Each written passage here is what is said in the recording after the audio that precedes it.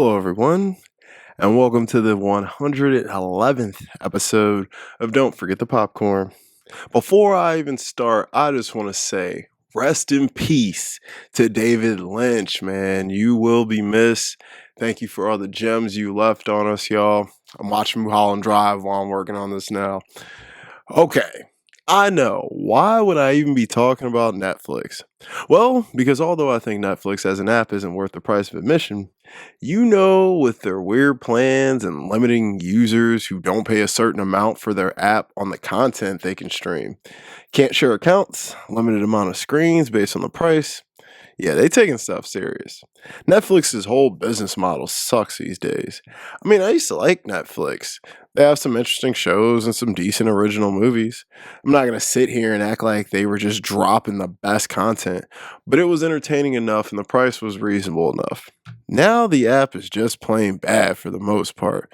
Outside of the originals, the movies they get are typically streaming elsewhere, and they keep the same stale old stuff that's been on there for years, which can be good or bad depending on who you ask.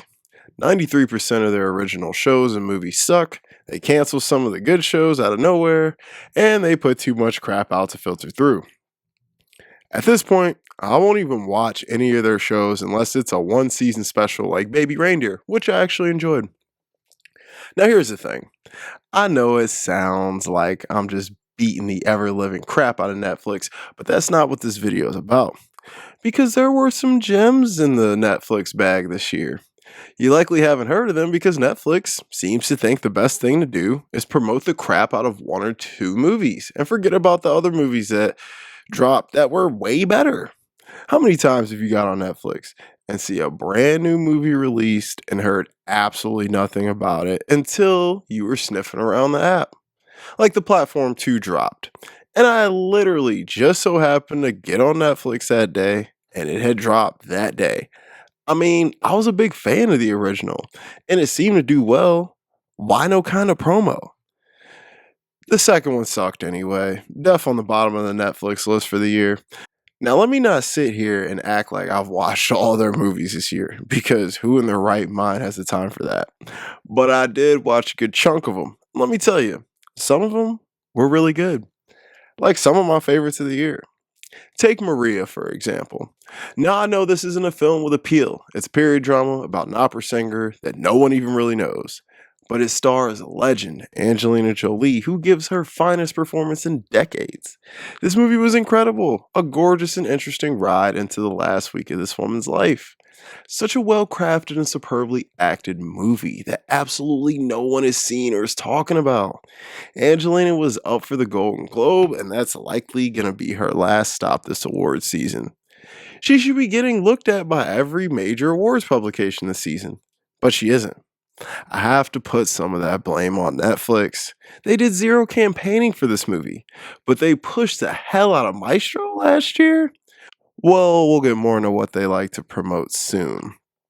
Maria might not be for everyone, but it was for me, and I think there's an audience for it. Why buy or produce these films for no one to see them? Believe in your products. A movie they did promote a little bit that actually got a little steam was Hitman. Now, when Netflix teams up with someone like Richard Linklater and Glenn Powell, you have no choice but to have some success there. They bought this movie for $20 million, which was one of the biggest deals at TIFF. Smart move. Glenn Powell has picked up some award noms, and Netflix had a fun, different kind of comedy on their hands that gave them a bit of edge. That's the kind of stuff we need if you want people to pay for this app. Hitman was a favorite of the year for me and has helped establish Glenn Powell and Adriana Arjona as forces. Guys, real quick, before we continue with the video, I just wanted to take a second and send some love out to the people in LA. It's really upsetting what's going on out there. And as a movie channel, LA is an important city to the medium we love. And I wish the best to everyone out there. Guys, make sure you're out there supporting. Now, back to the video. Now, some movies did get some attention and word of mouth buzz. They promoted Carry On, their watered down Die Hard for TSA guys. Supposed to be the Christmas thriller for the ages. Well, it was aight. This is the definition of a Netflix movie. A movie of what we expect from Netflix. Average plot, predictable, formulaic, but entertaining enough to kill 2 hours. Shout outs to Jason Bateman though, he gives a great performance.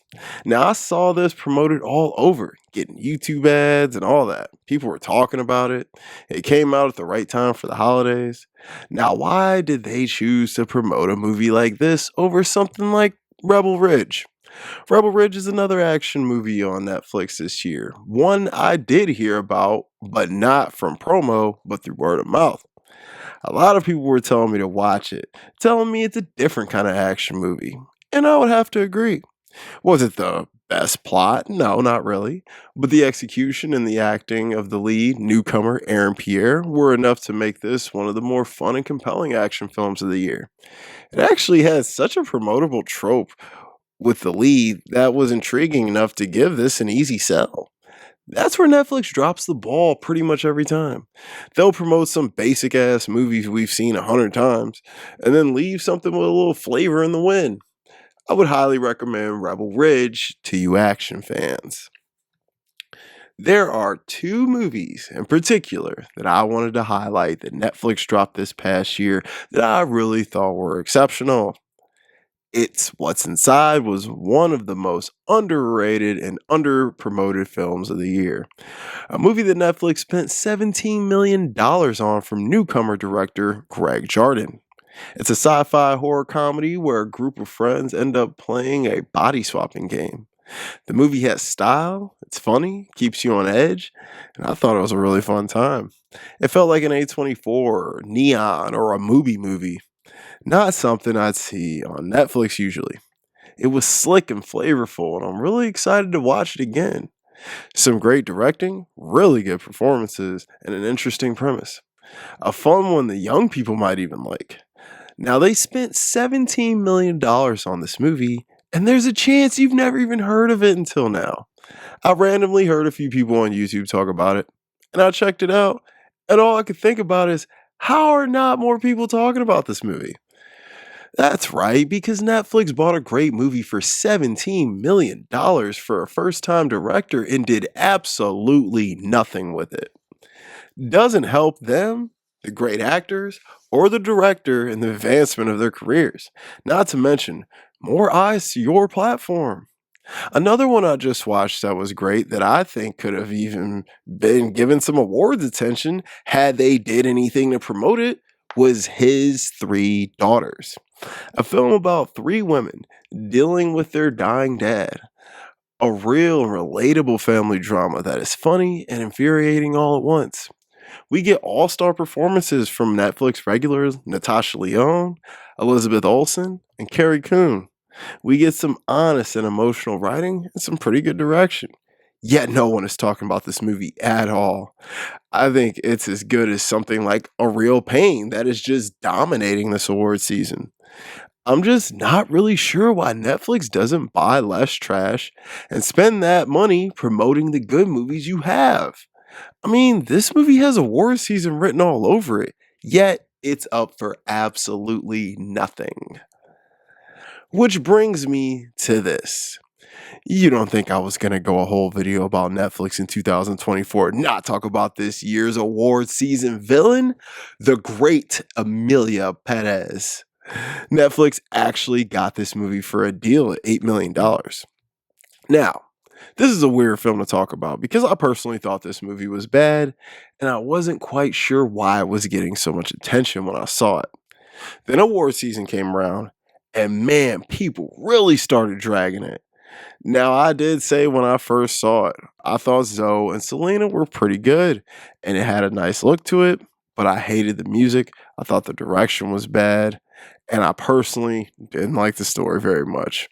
One thing I said is, I don't know how the trans community is gonna feel about a dude getting a sex change, essentially just to get away from all the bad things he's done and abandon his family. Just felt, I don't know, wrong. But that's not my place to say because I'm not in that community. I watch everything with neutral eyes and judge it on its artistic merits. And I felt this movie was too long, shouldn't have been a musical, and had a bad story with an even worse ending. Now, we won't act like this is Cats or something, but I wasn't a fan and wouldn't recommend. Watch the Zoe Saldana highlights on YouTube. Now, I'm guessing because of how it was responded to at the award shows, they are going to take the Bradley Cooper approach they took last year with Maestro.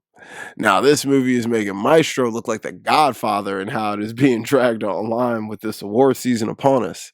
So much has come out about it, about how they approach the making, the insensitivity to the people it represents, lack of representation. I mean, the list goes on. All that stuff is bad, yes. But the thing is, we can't let this thing win Best Picture. Imagine looking back 10 years from now and being like, remember when Amelia Perez won Best Picture? It'll be there with Crash. And honestly, Crash is better than Perez, in my opinion. Netflix, of course, has promoted the hell out of this movie and does not really care about any of the other ones. Like, this is their ticket. It's a shame because, man, this movie is picking up steam and has become this award season villain, and I'm totally on board for it. This movie can't be winning big prizes when The Brutalist and The Substance came out this year. Not to mention Anora. I get it. Make money. That's the goal. But Netflix, I don't know. You seem to really put artistry aside when it comes to what movies you guys choose for the people to find out about. With genre films like The Substance and Everything Everywhere becoming players over the last few years, how could you not promote movies like It's What's Inside and Rebel Ridge? And movies like A Real Pain and The Holdovers getting so much attention in the past couple years? How do you not promote Maria and His Three Daughters? I mean, sure, I'll give the guys some credit. They do buy and distribute these films that we will have lifetime access to as long as we hunker down to pay their level to pay whatever ridiculous fee they want us to. But we need light shed on these smaller movies too so we can keep making them. You think anyone is going to remember Carry On in the next 2 years? People will remember His Three Daughters for a lifetime because it's real and relatable. 99% of TSA guys can say they've never been in a Carry On type of situation. So to answer the question, was Netflix trash in 2024? Well, it's not just a black and white yes or no, because the answer is yes and no. And the way it communicates with its users and charges and restricts its subscribers, yes, they are trash. And the way they don't promote any of their content, with the exception of the formulaic garbage we always see, yes, they are trash. But Netflix does provide a lot of content. Movies, series, stand-ups, and hell, even games now. They have plenty on the app to keep the average brain entertained, and most would likely say they're satisfied with the product. I mean, they're hosting NFL games. They hosted the Jake Paul and Mike Tyson fight for us, and they seem to be diversifying their catalog more. I can't hate on that. They gotta be given more original content than any other streaming app, even if you gotta put the filter on to find the good stuff. So was Netflix trash overall? I'll have to say no, not trash, but not great either. You got a lot to work on, Netflix. Buy less, promote more. I'll give them a C plus for the year. Guys, thank you so much for watching my Netflix video. Let me know if there's a film or topic you want me to review. Award season is here, and I've been watching a ton of new stuff to catch up so I can play along. But I got reviews coming back here soon, so be looking out for those. Talking to you, Marlon. Hoping everyone is okay out in LA. My heart goes out to you guys. Rest in peace to David Lynch. Guys, make sure you like and subscribe. I really appreciate it out. Help me hit my goal of 700 subscribers by the spring. Follow me on Letterboxd, Ralph Vader. It's linked below. I got a podcast with my buddy, The Cutting Room Floor. I'll link that below for more movie content. I will be back next week. And don't forget the popcorn.